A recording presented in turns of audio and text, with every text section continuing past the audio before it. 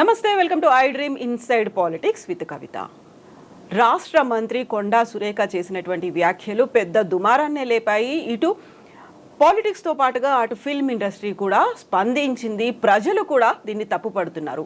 దీంతో పాటుగా వరుసగా కొండా సురేఖకు సంబంధించి గతంలో ఉన్నటువంటి వీడియోలు, ఆడియోలు ఎందుకని రిలీజ్ అవుతున్నాయి, ఓవరాల్గా కొండా సురేఖ వ్యవహార శైలి, మాట తీరు ఇంతే అనేటువంటి మాటలు ఎందుకు వినిపిస్తున్నాయి? మనతో పాటుగా ఉన్నారు పొలిటికల్ అనలిస్ట్ ప్రకాష్ గారు. ప్రకాష్ గారు నమస్కారం అండి. సో మీరు వరంగల్ వాసి, కొండా సురేఖ, కొండా మురళి చాలా క్లోజ్గా తెలుసు మీకు. ఇప్పుడు వస్తున్నటువంటి వీడియోలు లేకుంటే తను మాట్లాడినటువంటి మాటలు, ఆడియోలు ఇవన్నీ చూస్తుంటే ఏమనిపిస్తుంది మీకు? వాళ్ళ బ్యాక్గ్రౌండ్ తెలుసు, వాళ్ళ వ్యవహార శైలి ఏంటి అనేది తెలుసు. ఎందుకని ఇంత పర్టికులర్గా తన ముందు నుంచి మాట తీరు ఇంతే అనేది ఎందుకు వినిపిస్తోంది? అంటే బిగినింగ్లో సురేఖ చాలా బాగుండే. ఆమె ఏది మాట్లాడినా కూడా ఎవరికి అభ్యంతరం ఉండకపోయేది. ఇద్దరు కూడా బహుజన కులాల నుంచి వచ్చిన వాళ్ళు, ఇంటర్ కాస్ట్ మ్యారేజ్ వాళ్ళది. కొండామూరులేమో మాకు బంధువు అవుతాడు, కమ్యూనిటీ మున్నూరు కాపు. సురేఖ పద్మశాలి, వాళ్ళది లవ్ మ్యారేజ్, స్టూడెంట్ లైఫ్ నుంచి కూడా. సో కష్టపడి పైకి వచ్చారు. మురళి కూడా తనకు కొన్ని ఇబ్బందులు వచ్చినాయి నక్సలైట్స్తో. ఆయన మీద ఒకసారి ఫైరింగ్ అయింది జెండా ఆవిష్కరణ సందర్భంగా. ఆయన చంపాలని చెప్పి ఒక గ్రూపు ప్రత్యేకంగా ప్రయత్నం చేసింది. సో ఆయన కూడా తనను కాపాడుకోవడానికి తను ఒక గ్యాంగ్ను మెయింటైన్ చేశాడు. ఇంకా అవన్నీ అందరికి తెలిసినాయి. బట్ సురేఖ ఎప్పుడు కూడా ఆయన చేసే దాడులలో కానీ దాడులలో కానీ సురేఖ భాగం కాలే. ఆమెకు ఒక మంచి పేరు, విలువ అనేది వరంగల్ జిల్లా వ్యాప్తంగా కానీ రాష్ట్ర వ్యాప్తంగా కూడా ఆమెకు ఉండేది. ఆమె చాలాసార్లు ఎమ్మెల్యే గెలిచారు. ఆమె మొదటిసారిగా అగ్రెసివ్గా మనకు కనబడ్డది ఎప్పుడంటే వైఎస్ఆర్సీపీలోకి పోయిన తర్వాత ఈ మానుకోట దాడి, రాళ్ళ దాడి. ఆ తర్వాత కేసీఆర్ను బండబూతులు తిట్టింది ఒకరోజు. అంటే ఎప్పుడు కూడా ఏ మహిళ ఎవరు కూడా అంత అసభ్యకరంగా కేసీఆర్ని ఎవరు తిట్టలే. ఆ రెండు సంఘటనల వల్ల మానుకోట అండ్ కేసీఆర్ మీద మాట్లాడిన మాటల వల్ల అందరికీ గౌరవం పోయింది ఆమె మీద. బట్ ఆఫ్టర్ లాంగ్ టైం మళ్ళీ ఆమె బీఆర్ఎస్లోకి రావడం, రీబిల్డ్ చేసుకోవడం, ఆమె చాలా లో ప్రొఫైల్లో మంత్రి పదవి ఇవ్వకపోయినా కూడా ఎక్కడ హార్ష్గా మాట్లాడకుండా, సరే నెక్స్ట్ టైం టికెట్స్ ఇచ్చే దగ్గర వాళ్ళ అమ్మాయి కూడా టికెట్ అడిగారు. అంటే 3 టికెట్లు అడిగారు ఒక ఇంట్లో. 3 అడిగేసరికి కేసీఆర్ గారు కుదరదు అన్నారు. వాళ్ళకు కూడా ఏంటంటే మళ్ళీ అధికారంలోకి వస్తుందో రాదో అన్నట్టుగా కాంగ్రెస్ వైపు వెళ్ళిపోయారు. వాళ్ళు కాన్స్టిట్యున్సీ కూడా చేంజ్ చేసి ఆమె పర్కాల నుంచి పోటీ చేసింది, ఓడిపోయింది టీఆర్ఎస్ చేతిలో. మళ్ళీ వాళ్ళు ప్రిపేర్ అయ్యి మళ్ళీ వచ్చారు. సో మొన్న మాట్లాడిన మాటలు ఏదైతే ఉన్నదో, గతంలో ఆమె కేసీఆర్ని తిట్టినా కూడా ఇంత తీవ్రంగా ఎవరు భావించలేదు. అంటే ఉద్యమకారులు కేసీఆర్ని అందరు తిడుతున్నారు, ఆమె కూడా తిడుతుంది, ఎందుకంటే ఆమెకు తెలంగాణ ఇష్టం లేదు, వైఎస్ఆర్ క్యాంపులో ఉంది అని అనుకున్నారు. కానీ నాగార్జున వాళ్ళు రాజకీయ కుటుంబం కాదు. తర్వాత గత 70 సంవత్సరాల నుంచి నాగేశ్వరరావు కుటుంబం అనేది రాష్ట్రంలో అందరి ప్రజలకు సుపరిచితమే. ఆయన ఎన్నడూ కాంట్రవర్సీ కాలేదు, ఎప్పుడు వివాదాల్లోకి రాలేదు. నాగేశ్వరరావుతో పాటు నాగార్జున కూడా ఎప్పుడు వివాదాల్లోకి రాలేదు. ఆ కుటుంబాన్ని రచ్చగిచ్చడం, కేటీఆర్ మీద ఉన్న కోపాన్ని ఆ కుటుంబంతో లింక్ చేసి ఈ రకంగా చాలా అభ్యంతరకరమైన మాటలు మాట్లాడడం అనేది, అక్కడ ఎట్లా మాట్లాడిందంటే ఆమె మాట్లాడిన వీడియో చూస్తూ ఉంటే తాను పక్క నుండి అన్ని గమనించినట్టుగా, ఎదుటి వాళ్ళు నమ్మేటట్టుగా ఆమె చెప్పిన పద్ధతి, తర్వాత ఆమె హోదా. ఒక మంత్రి, ఒక సీనియర్ మంత్రి, మొదటిసారి కూడా కాదు ఆమె మంత్రి అయింది. ఆమె ఆ రకంగా చెప్పేసరికి చాలామంది నమ్మే పరిస్థితి వస్తుంది. కేటీఆర్ మీద ఇప్పటికే చాలాసార్లు రకరకాల వీడియోస్ ట్రోల్ అవుతున్నాయి. వాటిని ఆయన ఖండిస్తున్నా, ఆ పార్టీ వాళ్ళు ఖండిస్తున్నా కూడా సో ఈమె చెప్పడంతో దానికి కొంత శాంక్టిటీ వచ్చే అవకాశం ఉంటుంది.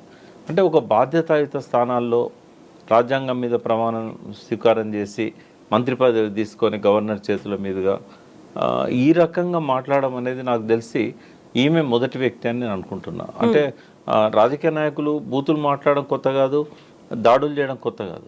కానీ ఒక మహిళా మంత్రి ఇంకొక మహిళ గురించి, ఒక రాజకీయ నాయకుడిని భ్రష్టు పట్టించడానికి ఇంత నీచమైన ఆరోపణలు చేసి, ఒక ఇద్దరు సినీ రంగంలో ఉన్న ప్రముఖ మహిళల మీద నిరాధారమైన ఆరోపణలను నమ్మేటట్టుగా చెప్పడం అనేది ఏదైతుందో అది మనసును గాయపరిచింది.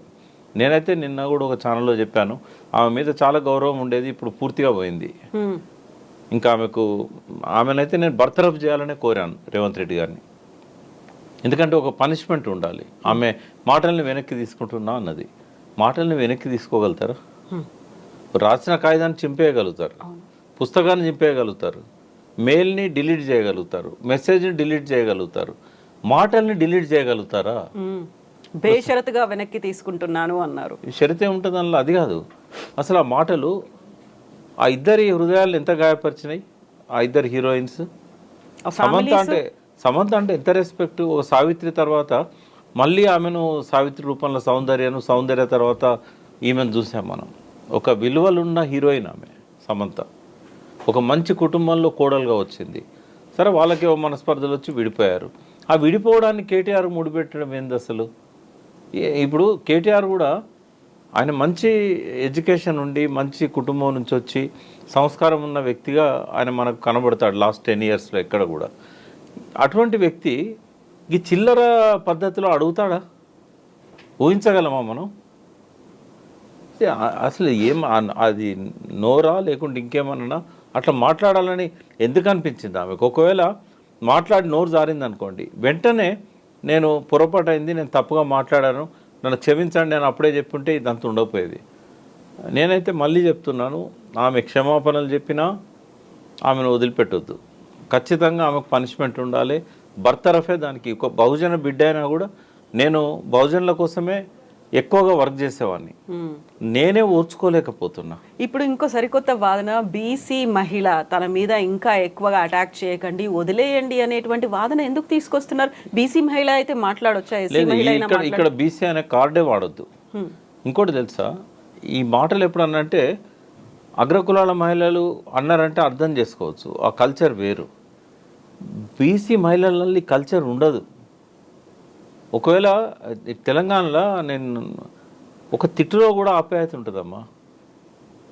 ఆ బూతు అది ఏ రకంగా ఉంటుందంటే ఒక ఆప్యాయత కనబడుతూ ఉంటుంది అందులో ఏమైనా మాట్లాడినా కూడా. ఎవరో బాగా తాగి అట్టడుగున ఉన్న వాళ్ళు ఎవరన్నా అట్లా మాట్లాడినంటే అర్థం ఉంది. ఒక మహిళగా గా స్థాయికి వచ్చి అట్లా మాట్లాడేది అసలు. 30 ఏళ్ల నుంచి ప్రజాప్రతినిధిగా ఉంటూ ఇప్పుడు మంత్రి స్థాయిలో ఉండి అది కూడా ఇప్పుడు ఎవరు కూడా ఇప్పుడు ఆమె భర్త కూడా సహించాడు ఈమె మాట్లాడిన మాటలకి. సరే, మరి ఇదేమన్నా ఒక ప్లాన్ అనేది కూడా నాకు డౌట్ ఉంది. ఎవరి ప్లాన్ అంటే ఇప్పుడు హైడ్రా మీద హైకోర్టు అక్షింతలు, మూసి మీద ఈ గొడవలు ఇవన్నీ జరుగుతూ ఉన్నాయి కదా. ఏమన్నా క్లెవర్గా ఒక సెన్సేషన్ క్రియేట్ చేయడానికి, అంటే రేవంత్ రెడ్డి మార్క్ రాజకీయం అయితే అట్లుంటుంది. అంటే ఒక గీతను ముట్టుకోకుండా తక్కువ చేయాలంటే ఒక పెద్ద గీత గీయాలని ఎట్లయితే తెనాలి రామకృష్ణుడు చెప్పాడో, మొత్తం మీడియా అటెన్షన్ అంతా డైవర్ట్ చేసింది ఒక 2 రోజుల నుంచి. ఆయన క్షమాపణలు చెప్పాల్సిన పరిస్థితి ఎందుకు వస్తుంది?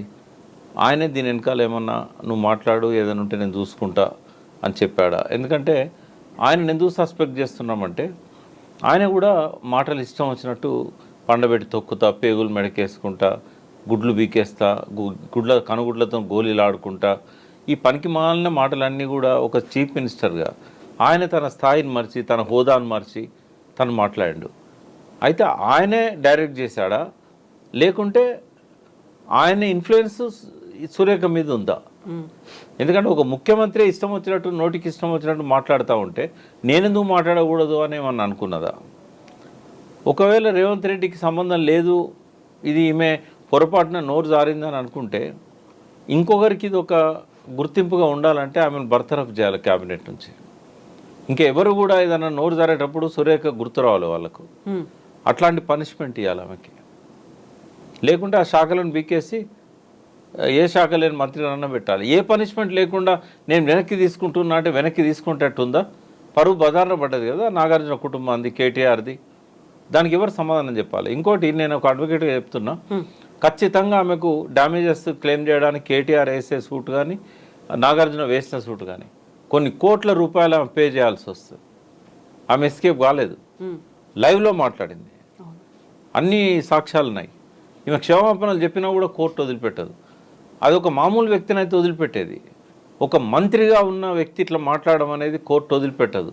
కోర్టు దగ్గర ఈమె ఏం ఆధారాలు ఉన్నాయి, ఏం రుజువులు ఉన్నాయి, ఈమె ఏం చూపెట్టగలుగుతుంది? అవన్నిటికీ ఆధారాలు ఆమె దగ్గర ఉన్నాయా? సాక్ష్యాధారాలు తను మాట్లాడిన మాటలకి? ఇప్పుడు కోర్టు ఎప్పుడు కూడా ఇగ్నోరెన్స్ని ఎక్స్క్యూజ్ చేయరు. నాకు తెలియకన్నా, లేకుంటే నేను విత్డ్రా చేసుకున్నా, అవి నడివే. అవి అసెంబ్లీలో విత్డ్రా చేసుకోవచ్చు, రికార్డులోకి రాకుండా తీసేస్తాడు స్పీకర్, కానీ బయట నడవదు అట్లా. ఇప్పుడు కేవలం ఆ 2 కుటుంబాలనే కాదు, సినీ పరిశ్రమను గాయపరిచింది, టీఆర్ఎస్ పార్టీలో ఉన్న ప్రతి వ్యక్తిని గాయపరిచింది, మనసున్న ప్రతి మనిషిని గాయపరిచినాయి ఆ మాటలు. కేవలం వెనక్కి తీసుకుంటున్నా అంటే సరిపోద్దా? కాబట్టి చాలా సీరియస్ అంశం అమ్మా ఇది. ఇది భవిష్యత్ తరాలకు ఇది ఒక ఈమె మాటల వల్ల ఏదైతే పనిష్మెంట్ వస్తుందో అది ఆదర్శంగా ఉండాలి, ఇంకోరెవరు మాట్లాడకుండా ఉండాలి. కానీ రేవంత్ రెడ్డి అంత సంస్కారవంతుడైతే నేను అనుకోవట్లేదు. ఆయనే బూతులు మాట్లాడుతున్నాడు, ఇంకా యథా రాజా తదా ప్రజ అయిపోతుంది. ఇప్పుడు ఈ కొండా సురేఖ మాట్లాడినటువంటి మాటలు, వీడియోలు ఇవన్నీ బయటకు వచ్చిన తర్వాత వరంగల్ ఈస్ట్కి సంబంధించి ఏం జరుగుతుంది, అక్కడ ఒక గుండారాజ్ అనేది తయారైంది, లేకపోతే ఇద్దరు ఒక మాఫియాని మెయింటైన్ చేస్తున్నారు, ఇంకొక పర్సన్ నవీన్ రాజ్ అనే పర్సన్ని మధ్యలో పెట్టుకొని వాళ్ళు అటాక్స్ చేస్తున్నారు, ఇవన్నీ ఎందుకు మాటలు వినిపిస్తున్నాయి ఇప్పుడు? అంటే ఫస్ట్ టర్మ్లో ఆమె టీఆర్ఎస్ అధికారంలోకి వచ్చాక, తెలంగాణ వచ్చాక ఎప్పుడైతే టీఆర్ఎస్లోకి వచ్చిందో వాళ్ళ దౌర్జన్యాలు కానీ దాడు అంటే ఎట్లుండేదంటే, కొండమురళి వ్యక్తిత్వం ముళ్ళుతో తీస్తానేవాడు. ఆయన సహజంగా దుర్మార్గుడు కాదు. ఆయన ముళ్ళుతోనే తీయాలి. దాడుల నుంచి కాపాడుకోవడానికి ఆయన మాఫియాగా మారిండు, పోలీసుల దుర్మార్గాలను ఎదిరించిండు, అట్లే దౌర్జన్యం చేసే వాళ్ళని కూడా ఎదిరించిండు. ఆయన లోపల మంచి ఉంది, చెడు ఉంది. ముళ్ళుతో తీయాలనే తత్వం ఆయనది. ఆయన ఒక గుండాగా చిత్రించారు. సరే, ఏదైతే ఆయన దాన్ని కంటిన్యూ చేశాడు. కానీ 2014లో ఎప్పుడైతే టీఆర్ఎస్లోకి వాళ్ళు వచ్చారో, వాళ్ళు వచ్చిన తర్వాత వాళ్ళు దాన్ని ఆపేశారు. ఎటువంటి దాడులు కానీ, దుర్మార్గాలు కానీ, నవీన్ రాజు లాంటి వాళ్ళు ముందుండేదన్నా చేసినా కూడా అంత ముందున్న పద్ధతిలో అయితే జరగలేదు అవి. ఒక పెద్ద మనిషిగా ఉండేవాడు. ఇప్పుడు నేను కూడా ఒకసారి పోయినాను ఆయన దగ్గరికి, మ్యాట్రిమోనియల్ ఇష్యూ, అది డైవోర్స్ సంబంధించింది. వీడు పిలిచి మాట్లాడి విడాకులు చేయించండి, వాళ్ళకి ఇచ్చిన డబ్బులు ఏదో ఇప్పించండి అంటే చేశాడు ఆయన. అంటే అటువంటి అవసరాలు ఉంటాయి అక్కడ. బట్ దాన్ని బట్టి ఆయన, నాకు తెలిసి లాస్ట్ 10 yearsలో ఎక్కడ కూడా మాఫియా పని ఆయన చేయలేదు. సురేఖ కూడా, వాళ్ళ అమ్మాయి కూడా ఎంతో సంస్కారవంతులుగానే వాళ్ళు ఈ పాలిటిక్స్లో ఉన్నారు. వాళ్ళ అమ్మాయికి టికెట్ అడిగినా ఇవ్వకపోయినా, ఆయన కాంగ్రెస్లోకి పోయినా తర్వాత కూడా దౌర్జన్యాలు చేయలేదు. ఈ 10 years టీఆర్ఎస్ పాలనలో కేసులు ఏం లేవు. ఇప్పుడు కాంగ్రెస్లోకి వచ్చిన తర్వాత మళ్ళీ ఏమైనా మొదలు పెట్టాడో నాకైతే తెలియదు. బట్ అది కంటిన్యూ చేయడాన్ని నేను అనుకుంటున్నా. ఎందుకంటే ఆయనకు ఇప్పుడు అవసరం కూడా లేదు. ఆయనను ఎవరైతే చంపాలనుకున్నారో వాళ్ళు ఎవరు లేరు ఇప్పుడు. కాబట్టి మళ్ళీ ఆయన ఏదో మాఫియా అవతారం ఎత్తాల్సిన అవసరం అయితే ఆయనకు లేదు. ఆ పార్టీయే మొత్తం ధ్వంసం అయిపోయింది. ఆయన మీద ఎవరైతే చంపాలనుకున్న పార్టీ ఉందో దానికి నేను అడ్వైజర్గా ఉన్నాను.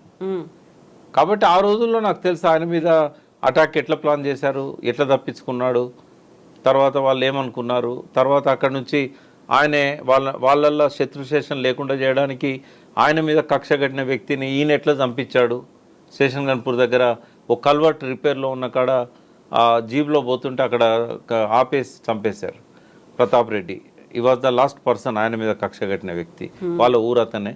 అయితే ఇవన్నీ తెలుసు. బట్ ఇప్పుడు అవసరం లేదు మురళికి. మురళి గత 10 ఏళ్ల నుంచి ఎట్లా ఒక సిన్సియర్గా హానెస్ట్గా ఉన్నాడో, పెద్ద మనిషిగా ఉన్నాడో కులంలో, అట్లాగే ఉంటే సరిపోతుంది.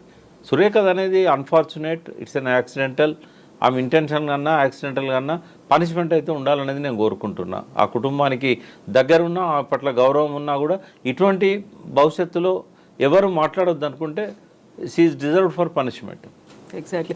ఇప్పుడు ఈ మధ్య కాలంలో వినిపిస్తుంది అంతా మహిళల మీద అటాక్స్ అనేవి. ఇప్పుడు రాజకీయాల్లో ఉన్నా లేకపోయినా ఇంట్లో ఉన్న వాళ్ళ మీద కూడా అటాక్లు అనేవి ఇలా జరగడం అనేది సోషల్ మీడియా యుగం వచ్చిన తర్వాత ఇంకా పెరిగినట్టు అనిపిస్తుంది. ఏం జరగాలంటారు? మంచిది కాదమ్మా అది. స్త్రీలను గౌరవించే దేశం అని చెప్తాము. మన ఇంట్లో కూడా ఒక తల్లి ఉంటుంది, ఒక చెల్లె ఉంటుంది. ఇప్పుడు భూతనంగానే అది మహిళల మీద ఎక్కువ పెట్టే విధంగా ఉంటుంది.